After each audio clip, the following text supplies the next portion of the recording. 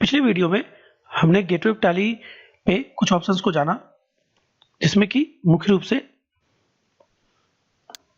इनके बारे में, उसके अलावा ये आप जो देख सकते हैं ब्रिक्स ऑप्शंस जो है इनके बारे में जाना, साथ में कैलकुलेटर के बारे में भी जाना हमने। अब बारी है गेटवे ऑफ टैली की। गेटवे ऑफ टैली का सबसे इंपॉर्टेंट पार्ट होता है। आप किसी भी कंपनी में अगर कुछ भी काम करना चाहते हैं तो वो गेटवे ऑफ टैली में ही हो सकता है। इसके सबसे पहले सेक्शन यानी कि मास्टर्स के बारे में अब हम बात करेंगे। मास्टर्स बेसिकली क्या होता है? मास्टर्स वो होता है जिसके थ्रू आप टैली में कोई भी कार्य कर सकते हैं। यदि आप कोई एंट्री करना चाहते हैं तो उसके लिए आपको लेजर बनाने होंगे। जैसे कि फॉर एग्जांपल मैं आपको समझाता हूं ये। जैसे आप कोई भी एंट्री करते हैं, सपोज कि हम अकाउंट्स में आते हैं, तो अकाउंट्स की एंट्री किस तरह से होती है? एक सेल्स हमने की जिसमें कि हमने रमेश को माल बेचा 1000 रुपए का, तो हम इस प्रकार से जर्नल एंट्री करते हैं, रमेश अकाउंट DR2 सेल्स। तो ये रमेश अकाउंट, सेल्स अकाउंट, या अगर हम कोई माल बेच रहे हैं किसी को, हमें पता है कि 10 पीस बैटरी हम बेच रहे हैं, तो ये बैटरी, तो इन चीजों को सबसे पहले आपको टैली में क्रिएट करना पड़ेगा, तब जाके इनका प्रयोग आप अकाउंटिंग में कर सकते हैं। इन्हें ही हम मास्टर्स में क्रिएट करेंगे। तो सबसे पहले हम आते हैं अकाउंट्स इन्फो या अकाउंटिंग मास्टर्स में। अकाउंटिंग मास्टर्स या अकाउंट्स इन्फो में आप मुख्य रूप से यहाँ पे 3 ऑप्शंस देख सकते हैं। पहला ऑप्शन है ग्रुप्स। ग्रुप्स क्या होता है?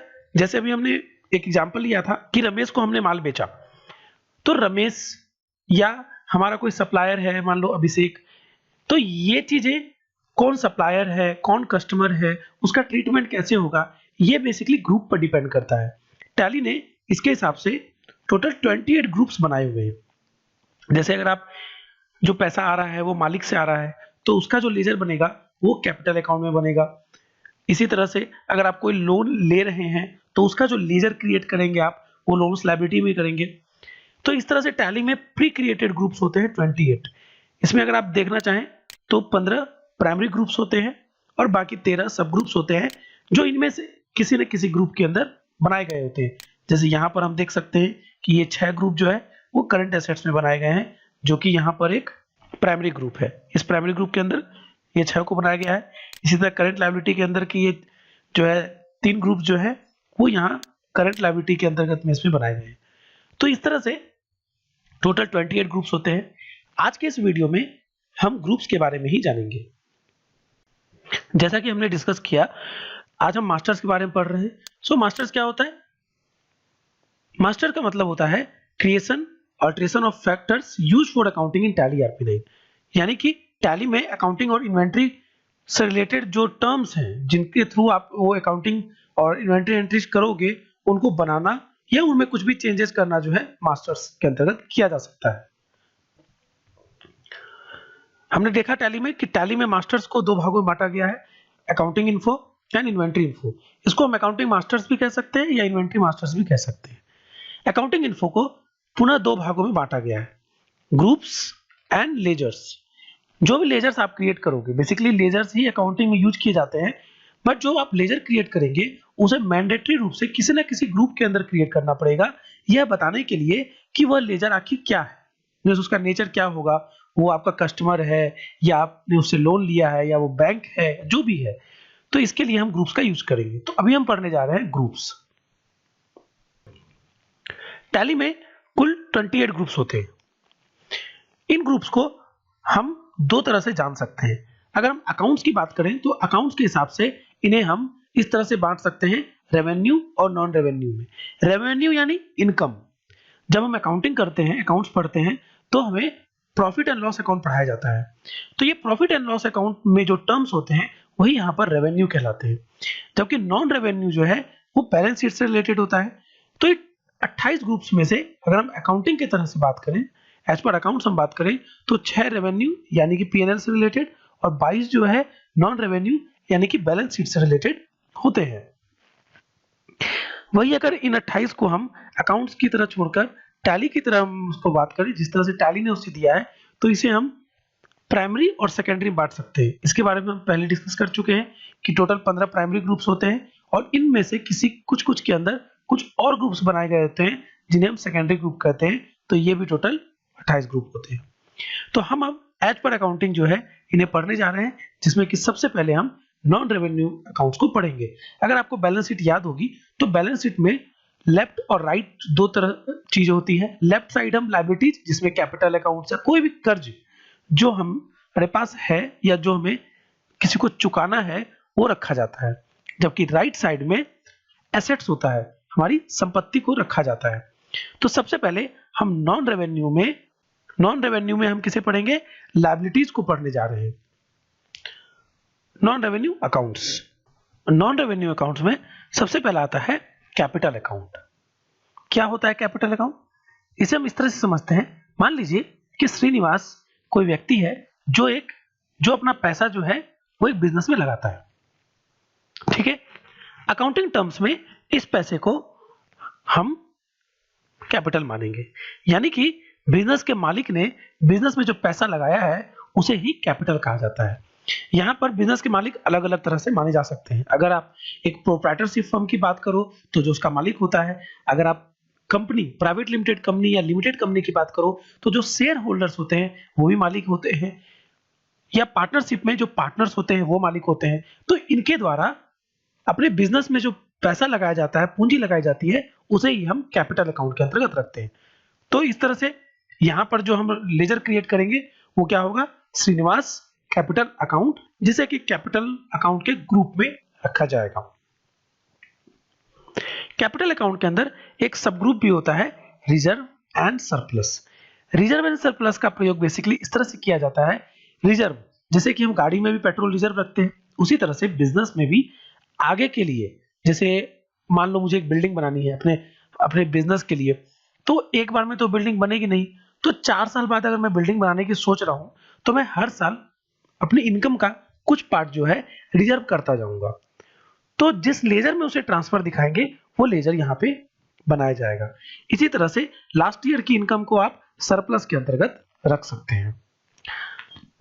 कैपिटल अकाउंट के बाद दूसरा मेन ग्रुप होता है लोन्स लायबिलिटी। लोन्स लायबिलिटी क्या होती है?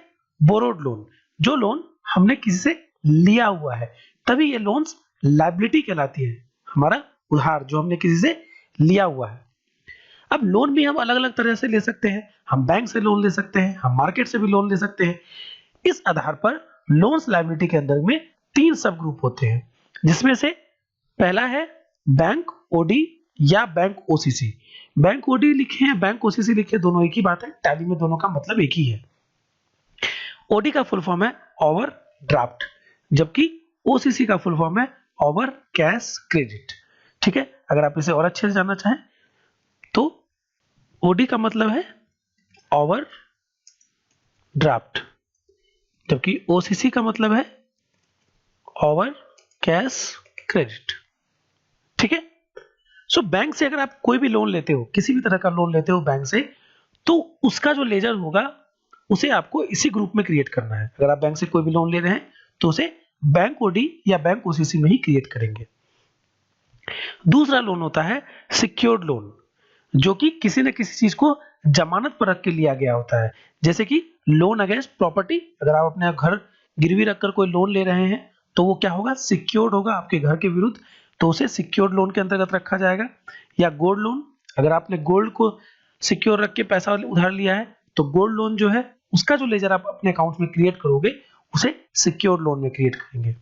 तीसरा है अनसिक्योर्ड लोन, यानी लोन तो मिला है लेकिन हमने उसकी जगह कुछ भी जमानत पर नहीं रखा है, जैसे कि पर्सनल लोन।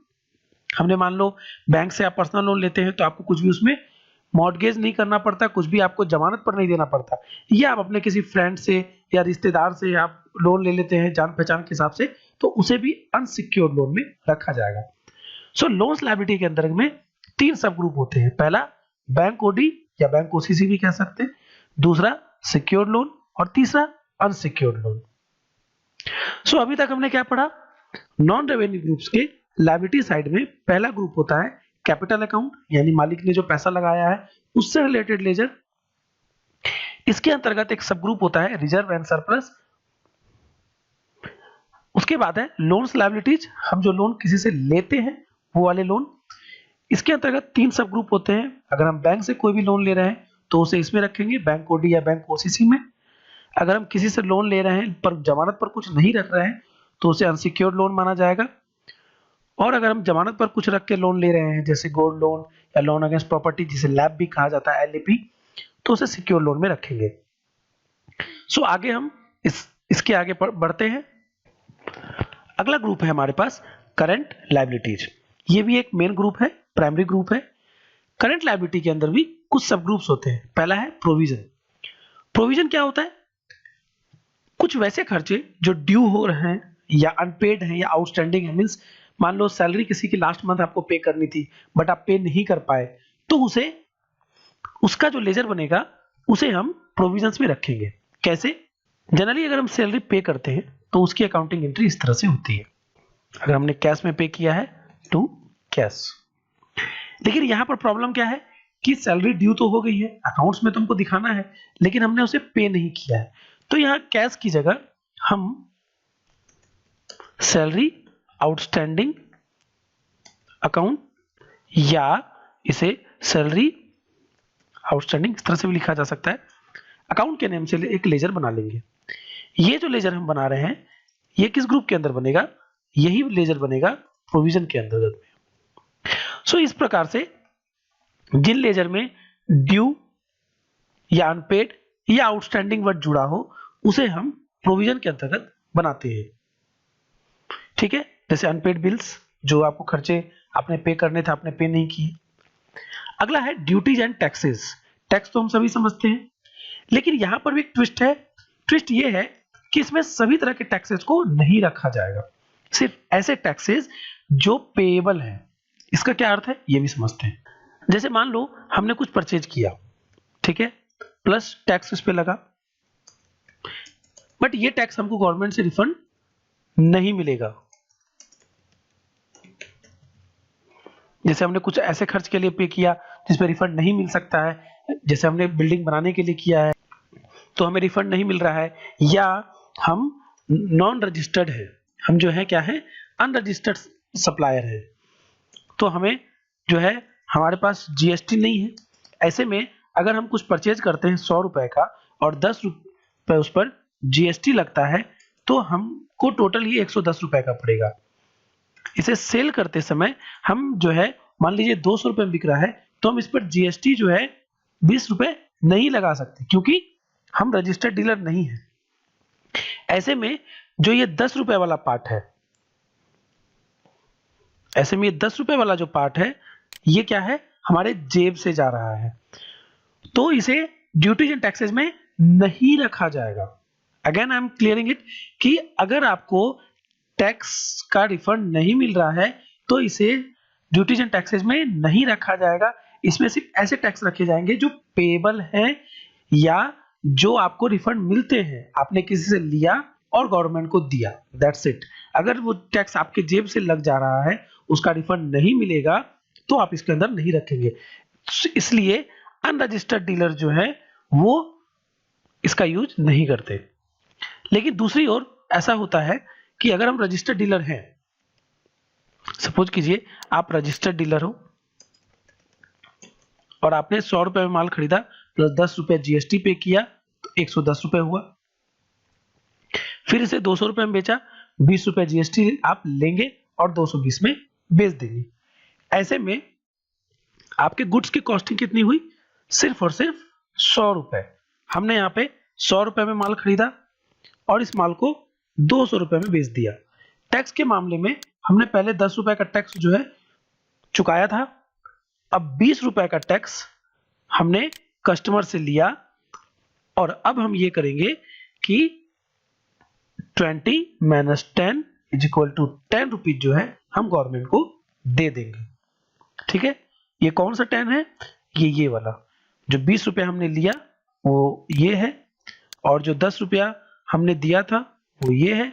इन दोनों को घटा के जो 10 रुपया हमारे पास ज्यादा आ गया है ये हम गवर्नमेंट को पे कर देंगे और इसी को हम कहेंगे टैक्स पेएबल, या इसी तरह के टैक्सेस को ड्यूटीज एंड टैक्सेस में रखेंगे।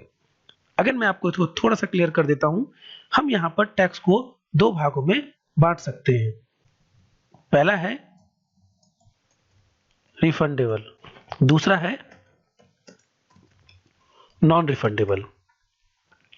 रिफंडेबल टैक्स वो है जो कि आपको वापस मिल जाएगा, ठीक है। तो ऐसे टैक्सेस को इसमें रखेंगे, बट ऐसे टैक्सेस को इसमें नहीं रखेंगे जो कि हमें रिफंड नहीं मिल रहा, हमारी जेब से जा रहा है, ठीक है। आगे बढ़ते हैं। तीसरा और अंतिम सब ग्रुप है करंट लायबिलिटीज का, सन्ड्री क्रेडिटर्स, यानी कि हमारे सप्लायर जिनसे हम उधार में माल खरीदते हैं उनको इसके अंतर्गत रखा जाता है। सो करंट लायबिलिटीज के अंतर्गत 3 सब ग्रुप हैं, provisions, duties and taxes, sundry creditors, ठीक है। आगे बढ़ते हैं। अगला है सस्पेंस। जैसा कि नाम से क्लियर है, सस्पेंस, इसके अंतर्गत ऐसे ट्रांजैक्शंस रखे जाते हैं जो अननोन सोर्स से होते हैं। सपोज कीजिए आपके जो है किसी मुंबई शहर में आपके 12 कस्टमर्स हैं, ठीक है। 12 में से किसी एक ने या दो ने, एक कस्टमर ने सपोज करते हैं कि 20,000 रुपए आपके अकाउंट में ट्रांसफर कर दिया, लेकिन अकाउंटिंग स्टेटमेंट में आपको इस डिटेल के बारे में पता नहीं चल पा रहा है कि ये किसने किया। तो प्रोविजनली आप अकाउंटिंग करते समय सस्पेंस के नाम से इसे क्रिएट कर सकते हैं, लेकिन बाद में जब आपको पास डिटेल मिलेगी तो उसे आपको क्लियर करना होगा, बिकॉज सस्पेंस कोई अकाउंटिंग ग्रुप नहीं है, बल्कि टैली ने इसे आपके कन्वीनियंस के लिए दिया है। क्योंकि अगर मान लीजिए सस्पेंस ग्रुप ना हो तो आप जो है 20,000 रुपए जो आए हैं वो किसके नाम पे डालोगे? अब आप अपने नाम पे तो डालोगे नहीं, फिर आपको अकाउंट्स रोकना पड़ेगा, तब तक के लिए रोकना पड़ेगा जब तक वो क्लियर ना हो। तो फिलहाल आप उसमें सस्पेंस में डाल दो।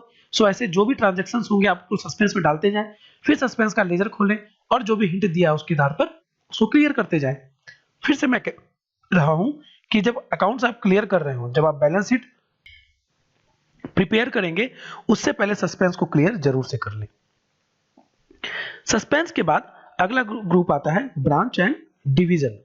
ब्रांचेज आप समझते हैं, मान लीजिए हमने खुद की ब्रांचेज खोल रखी है, टैली शिक्षा के जो है वो कंट्री वाइड 50+ ब्रांचेज हैं, तो हम जो उनका लेजर क्रिएट करेंगे अपने टैली में, तो उस लेजर को क्रिएट करते समय जो हम ग्रुप चुनेंगे वो रहेगा ब्रांच एंड डिविजन्स। ध्यान रखें कि ब्रांच एंड डिवीजन ग्रुप के अंतर्गत आपकी ब्रांचेज अपना अकाउंट्स मेंटेन नहीं कर सकती, बल्कि आप उसके साथ जो भी लेन देन कर रहे हो, आपने उसको कुछ माल भेजा या माल आया या पैसा भेज जो आपने दिया या पैसा आया, तो उसकी अकाउंटिंग आप करेंगे, उसके लिए उस ब्रांच का आप लेजर क्रिएट करेंगे, तो उसी को बस इसमें आप डाल सकते हैं, ठीक है। सो यहां पर जो है खत्म होता है हमारा पहला पार्ट, क्या, नॉन रेवेन्यू ग्रुप्स का लायबिलिटी साइड। फिर से रिमाइंड करते हैं, पहला है कैपिटल अकाउंट, मालिक के द्वारा लगाया गया पैसा, इसके अंतर्गत एक सब ग्रुप आता है रिजर्व एंड सरप्लस। दूसरा है लोन्स लायबिलिटीज, जो लोन हमने कहीं से लिए हैं, इसके अंतर्गत 3 सब ग्रुप आते हैं, पहला है बैंक ओडी या बैंक ओसीसी, दूसरा है अनसिक्योर्ड लोन और तीसरा है सिक्योर्ड लोन। इसके बाद है करंट लायबिलिटीज, पहला है इसमें प्रोविजन, ड्यूटीज एंड टैक्सेस, सिर्फ रिफंडेबल टैक्स आएंगे इसमें, और सन्ड्री क्रेडिटर जो हमारे सप्लायर होते हैं, then suspense and then branch division. यहां जो भी आप बोल्ड में देख रहे हैं ये सभी प्राइमरी ग्रुप्स हैं, और इनके अंदर जो ये हैं ये इनके सब ग्रुप्स हैं। अगले वीडियो में हम नॉन रेवेन्यू ग्रुप्स के एसेट्स पार्ट को जानेंगे, ठीक है। तब तक के लिए थैंक यू।